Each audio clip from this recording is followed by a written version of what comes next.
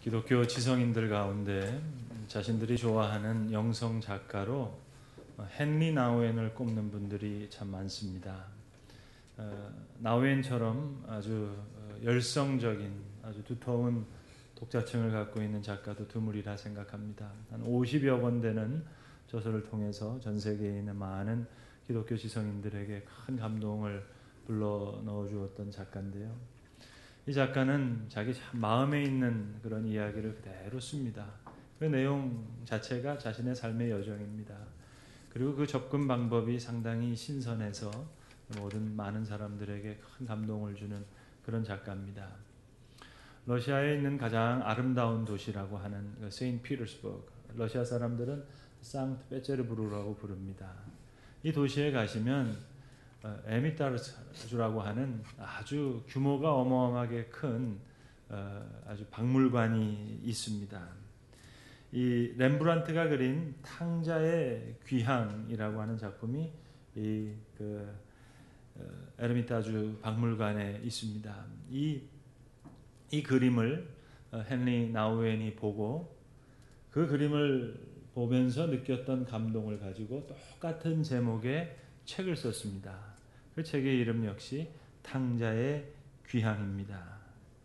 전 아내랑 이 에르미타주 박물관에 갔었을 때 시간이 몇 시간이 없어가지고 막 이렇게 뛰어다니면서 봤던 것 같은데 역시 대가는 대가만이 알아보는 것 같습니다. 이 헨리 나우엔은 이 렘브란트의 탕자의 귀향이라는 큰 대작, 이 작품의 장엄한 아름다움에 숨이 막혀서 이 그림 곁을 떠날 수가 없었다는 겁니다. 온종일 이 그림만 봤습니다. 하루만 본 게 아닙니다. 며칠씩 가서 그 그림만 봤다는 겁니다. 그리고 그 그림을 가지고 책을 썼어요. 탕자의 귀향. 나우엔이 예일대학교에서 가르치고 그리고 나중에 하버드 대학교에서 교수로 가르치다가 교수직을 버리고 죽는 날까지 라르시 공동체라고 하는 지적 장애인들의 공동체로 들어가게 되는데 그 공동체로 들어가게 된 배경에 이 그림이 큰 계기가 됩니다. 아는 만큼 보인다 그러잖아요. 진짜 이 책을 읽고 난 후에 그 렘브란트의 그림을 보면은요, 정말 그림이 달라 보입니다. 돌아온 아들이 무릎을 꿇고 아버지의 품에 얼굴을 이렇게 묻고 흐느껴 우는 것 같습니다. 이제 그 아들의 어깨 위로 아버지의 오른손 왼손 두 손이 다 있는데 이 왼손과 오른손이 다르다는 거예요. 그러고 보니까 정말 그래요. 이 왼손은 힘줄이 불쑥불쑥 나와 있는 아주 견고한 그 보호하심을 나타내는 아버지의 손이고 오른손은 아주 고운 인자한 어머니의 손입니다. 여러분, 그림은 보는 사람의 몫이라고 하지 않습니까? 정말 자세히 안 보이는 그런 부분들, 어두운 벽 같은 거를 쭉 보고 있노라면 정말 이 탕자의 예전 과거들의 모습이 이렇게 덧칠해 있는 그런 모습이 보입니다. 지팡이를 버리고 돼지를 치고 있는 그런 모습까지 자세히 보이면 보일 만큼. 그러니까 나우엔의 결론은 지금 아들이 아버지의 품에 이렇게 안겨 있는 그 모습이 마치 흡사 자궁 속에 있는 태아의 모습이라는 겁니다. 그러니까 존재로의 획이라는 거예요. 그래서 렘브란트가 말년에 이 그림을 그렸는데 이 그림은 어느 교회당에 걸어놓은 그림이 아니라 작가의 아틀리에에 마지막까지 있었던 그림이라는 거예요. 그러니까 자화상이 아니겠냐는 거죠. 거기 총 6명의 사람이 나오는데 두 사람의 이런 남자종 여자종 같은 모습 보면서 그 남자종이 꼭 렘브란트 자신의 자화상을 보는 것처럼 그렇게 느껴지기도 합니다. 그러니까 생각하는 거죠. 렘브란트가 젊었을 때 그 찬란한 명성들 그 뒤안길에서 아들도 죽고 여러 이제 부인도 죽고 그가 이 좌절된 삶을 살면서 이제 그 그림을 그리면서 이게 탕자의 귀향 근원으로 돌아가는 그림이라는 거죠. 자신의 고백과도 같습니다. 자기가 하버드 대학 교수를 다 물리치고 라르시 공동체에 들어간 것, 지적 장애인 공동체에 들어간 건 이건 봉사가 아니라는 거예요. 이건 구제를 위해서도 아니고 이건 그야말로 탕자의 귀환이라는 겁니다. 자신의 모든 지혜와 지식을 버리고 이제 지적 공동체, 처음 시작, 그 근원으로 돌아가는 탕자의 귀환. 바로 이 그림으로 해서 나우엔이 그대로 이 생을 살게 됩니다. 그런 수많은 이야기를 이 시간 다 드릴 수는 없습니다. 뿐만 아니라 제가 나우엔이 아닌 이상 그 이야기를 다 한다 한들 여러분에게 같은 감동을 드릴 수가 없을 겁니다.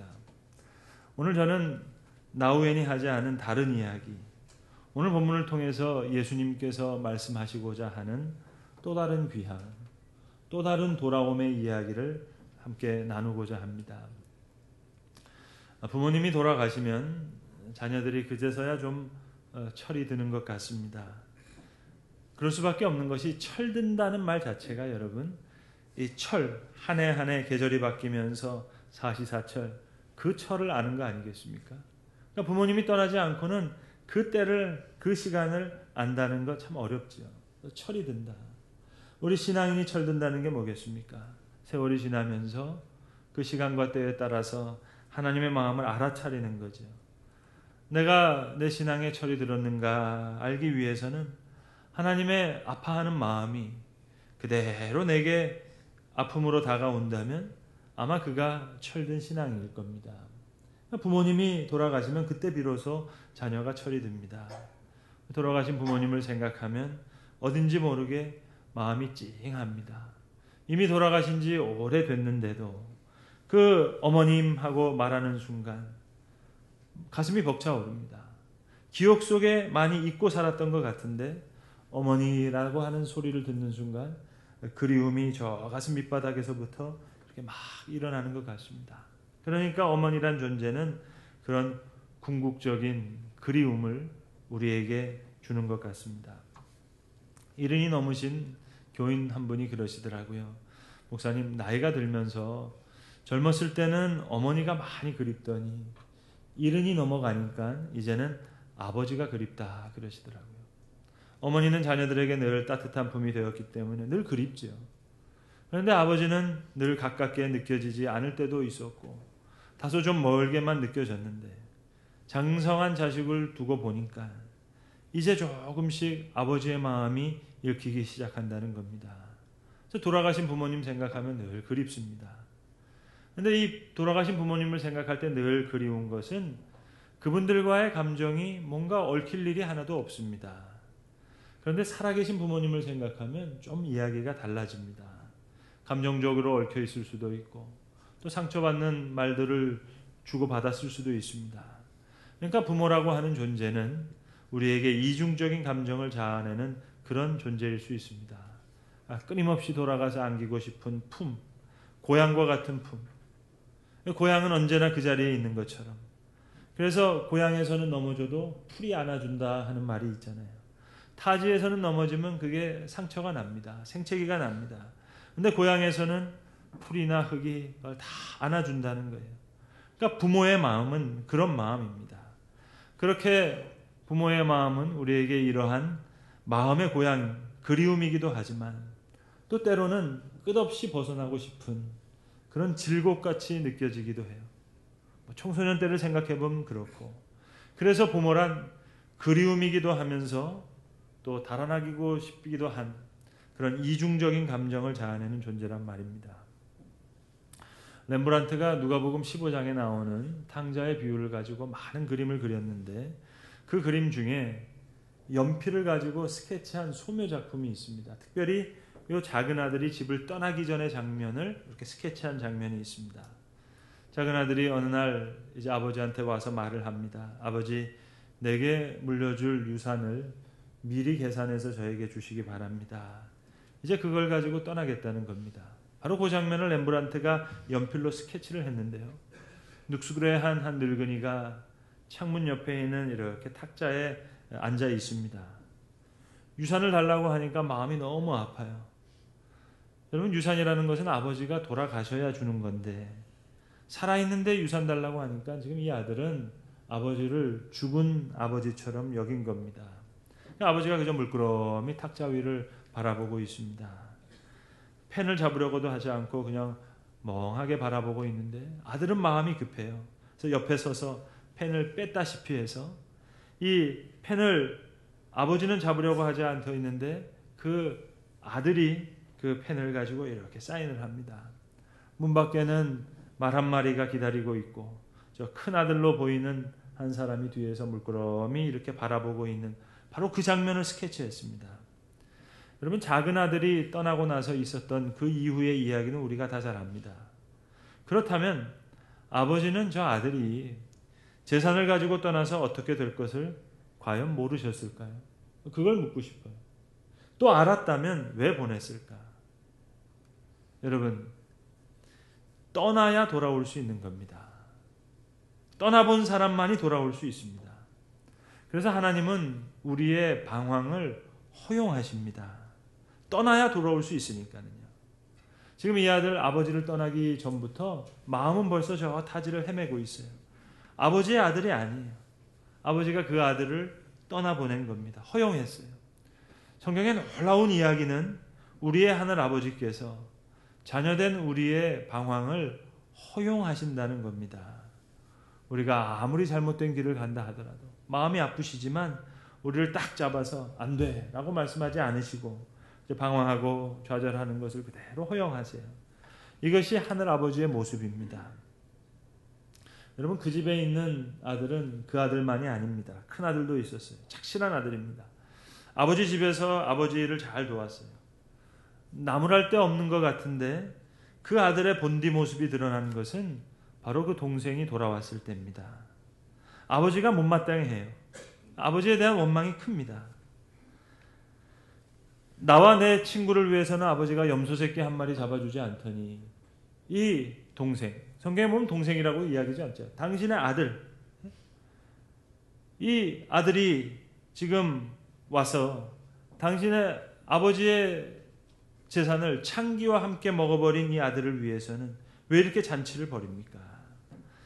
아버지는 이 아들을 달래기 위해서 내가 가진 거 다 네 것이 아니냐 그럽니다. 무슨 말이겠습니까? 나와 늘 함께 있었고 내가 다 주었는데 너는 이 집에 살면서도 노예로 살았구나. 큰아들 함께 살았는데 아버지의 마음을 알지 못했어요. 노심초사하는 아버지의 마음. 지금 돌아온 아들을 부둥켜 안고 있는 그 아버지의 마음을 받아들이려고 하지 않았어요. 여러분, 이 이야기에서 정말 탕자는 누굴까요? 오늘 이 시간 그걸 규명하자는 이야기는 아닙니다. 이렇게 두 아들이 있듯이 부모 앞에 있는 자녀들의 삶의 모습이 항상 두 가지예요. 하나는 늘 돌아오고 싶은 그리움, 그런 삶의 근원으로 대한 그리움이 있는가 하면 또 하나는 떠나고 싶은, 떠나려고 하는 즐거움. 정말 공경하기 힘든 부모도 있거든요. 정말 어른답지 못하는 부모, 떠나려고 싶은 어떤 즐거움으로의 부모도 이 세상에 존재한단 말입니다. 그것도 다 이해할 수 있습니다. 하나님께서는 모든 방황을 다 허용하시는 것처럼 불경건과 불순종과 불효, 그것까지도 우리 하나님은 모두가 다 선하게 사용하실 수 있는 분이라고 저는 믿습니다. 오늘 성경 이야기는, 오늘 예수님의 말씀은 자녀들의 불효를 나무라시는 말씀이 아닙니다. 자녀들의 불공경을 야단치고 지적하고자 하는 그런 말씀도 아닙니다. 깊이 생각하셔야 됩니다. 오늘 예수님께서 지금 효도에 대한 강의하시는 건 아닙니다. 부모 공경에 대한 교훈을 주시는 것도 아닙니다. 그걸 지금 책 잡아서 야단치시는 것이 아니고 다만 지금 안타까운 마음으로 말씀하십니다.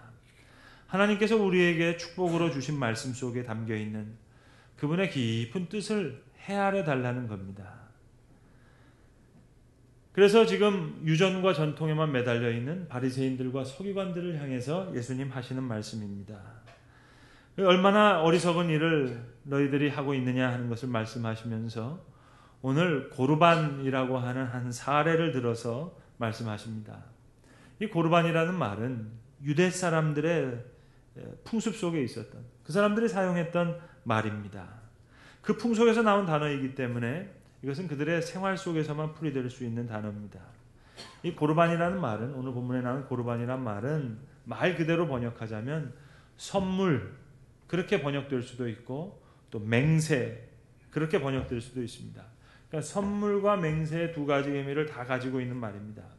자, 예컨대 어느 집안에 아들이 태어났습니다.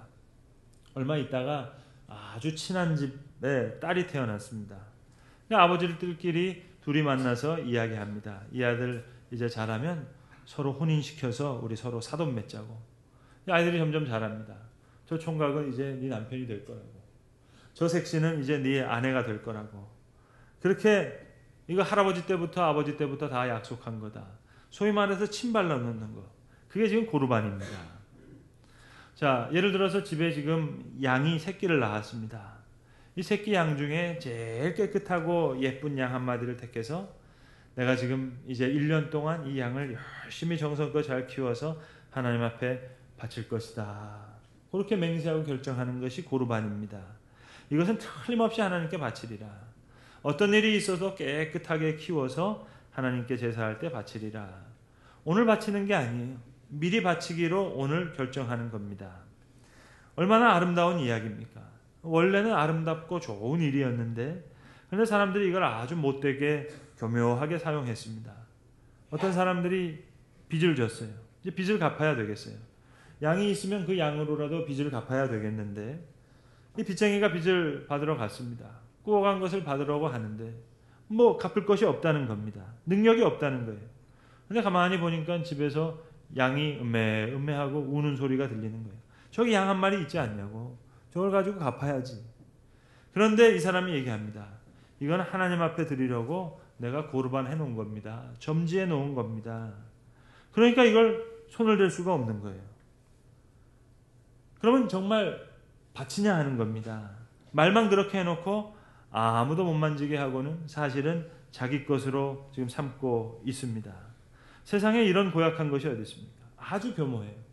자, 같은 일로 지금 예수님이 하시는 말씀은 아들이 양이 많아요. 부모님께 한 마리 드리면 좋겠어요. 효도하는 마음으로 드리면 좋겠는데 또 부모 입장에서 하나 받았으면 좋겠는데 이 아들이 드릴 형편이 못 됩니다 하고는 그때 하나님의 이름을 부른단 말입니다. 하나님께 바치기로 했는데 뭐 그 달라고 할 수 있는 부모가 어디 있겠습니까? 결국은 부모님께도 드리지 않고 그리고 하나님께도 안 드리고 이것도 고르반 저것도 고르반 이렇게 묶어놓고는 이렇게 부모를 공경하지 않으면서 공경하지 않은 것을 또한 정당화하고 있다 하는 겁니다. 이 교묘한 고르반이 얼마나 가증스럽냐는 거죠.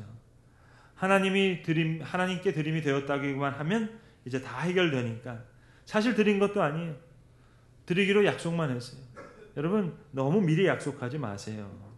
뭐 이번에 돈 벌면 그런 맹세는 중요한 게 아닙니다. 바친 다음에 맹세해도 충분해요. 벌면 바치고 오늘 바치지는 않고 바치기로 정했다고 해놓고 지금은 자기가 사용하고 있어요. 요즘 현대에 이런 고르반이 많죠.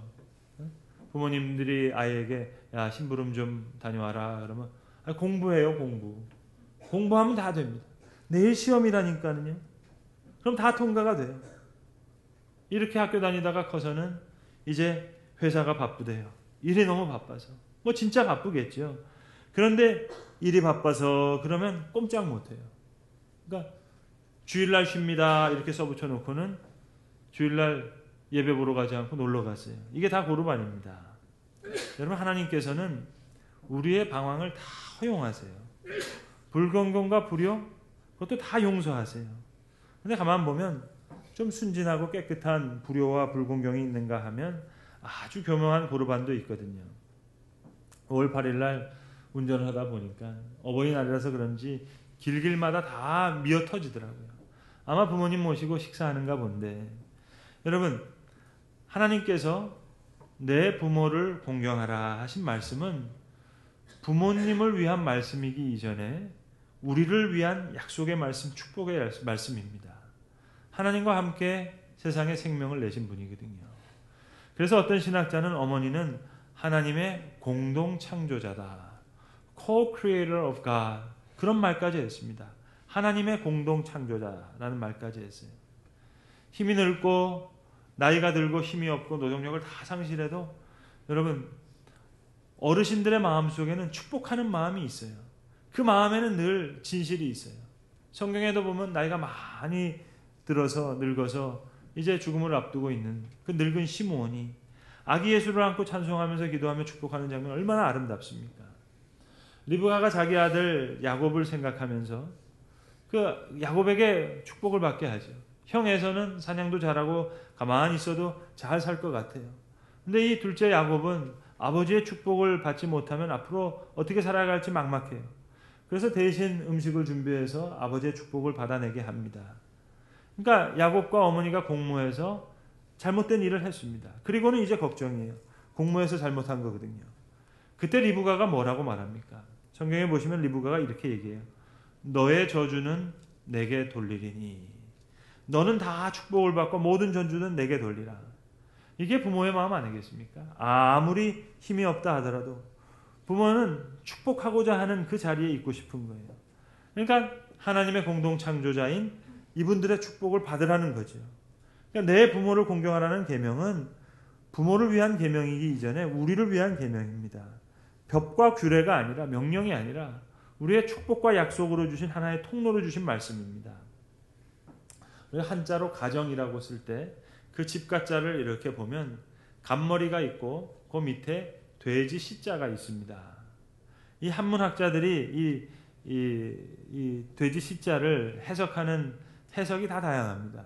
해석이 워낙 다양해서 정답을 말하기가 참 어렵습니다만 어떤 분들은 이 가정이라는 것이 그저 어미 돼지 밑에 다 여기 젖을 빨고 있는 모습 아닙니까? 그렇게 옹기종기 모여 있는 게 이게 가족이다 이야기하는 분도 계시고요. 어떤 분들은 제사할 때 돼지를 잡잖아요. 그러니까 이 집에 돼지 시자가 있는 것은 이게 제사 공동체라는 그렇게 해석하는 분들도 있습니다. 어찌 되었든 여러분 신앙의 공동체인 이 신앙의 가정에서 하나님의 축복과 하나님의 이야기가 부모로부터 내게 이어져서 다시 자식으로 이어지게 되어 있습니다. 이스라엘이 애굽에서 나올 때 굉장히 분주한 그런 상황인데 그 시간에 하나님께서 훗날 너희들이 이 유월절 예식을 행할 때 너희는 이렇게 대답을 해줘라 하면서 중요한 이야기를 하나 줍니다. 그러니까 신앙의 공동체에 있어서 부모의 역할은 이야기를 받아서 이야기를 전해주는 매체의 역할을 합니다. 그래서 유월절 양을 잡고 누룩 없는 떡을 다 준비하고는 이제 유월절이 시작되면 그 유월절 식사를 시작할 때마다 온 집안의 아들은 아버지에게 꼭 이 질문을 하게 되어 있습니다. 아버지, 오늘이 다른 모든 날들과 다른 이유가 뭡니까? 그걸 물어봐요. 그때 아버지가 대답해 줍니다. 우리 조상들은 예전에 애굽에서 종살이 했는데 우리의 삶에 하나님이 개입하셔서 자유를 주시라는 것을 오늘 기념하는 날이란다. 구원의 이야기를 들려줍니다. 여러분 사람들은 이야기를 먹고 사는 존재입니다. 밥을 먹고 사는 게 아니에요. 어떤 이야기를 듣고 자랐느냐가 우리의 인생을 결정합니다. 정말 많은 이야기가 우리를 만들고 많은 이야기를 듣고 우리가 삽니다. 내가 세상을 바라보는 관점, 어떤 이야기의 일부가 되어 살겠느냐. 하나님의 구원 이야기의 일부가 되는 게 우리 신앙인들의 이야기죠. 이거 어디 가도 이력서를 낼 수가 없으니까 내 형제가 다 사장이 됐다고. 사장 되게 한 게 다 부모님 얘기를 하는 겁니다. 이야기의 시작이 거기에요. 여러분 효가 뭐겠습니까? 가장 큰 효가 뭐겠어요? 부모님보다 더 훌륭한 사람이 되는 겁니다. 부모님보다 더 큰 신앙의 그릇, 더 놀라운 신앙의 이야기를 전하는, 더 영혼이 커지는 것, 그게 사실은 가장 큰 효죠. 그러니까 좋은 부모님은 좋은 부모님대로, 나를 어렵게 한 질곡과 같은 부모님은 또 내가 그보다 더 귀한 삶을 시작할 수 있으니까 그분에게 좋은 효도죠. 더 귀한 이야기의 출발이 시작되니까 이 축복의 통로로 구원의 이야기의 전승자로 우리를 그렇게 부르시면서 바로 그 이유 때문에 하나님 그렇게 말씀하셨습니다. 내 부모를 공경하라. 이것이 옳다. 우리를 향한 귀한 약속과 축복의 말씀으로 오늘도 우리에게 주시는 말씀입니다. 귀한 약속으로 축복의 통로로 이 귀한 말씀을 받아야 할 것입니다. 기도하겠습니다. 아버지 하나님, 내 부모를 공경하라.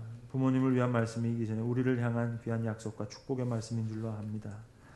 축복의 약속의 말씀으로 잘 받아서 아무 힘이 없을 때에도 자녀를 축복하려는 그 귀한 마음, 구원의 이야기의 시작을 소중히 여겨 더 큰 믿음의 그리스도라는 귀한 말씀으로 받게 하셔서 아브라함의 하나님, 이삭의 하나님, 야곱의 하나님이 우리 가정의 하나님으로 구체적으로 고백되는 귀한 가정 되게 하시옵소서. 우리 주 예수 그리스도의 이름으로 기도합니다. 아멘.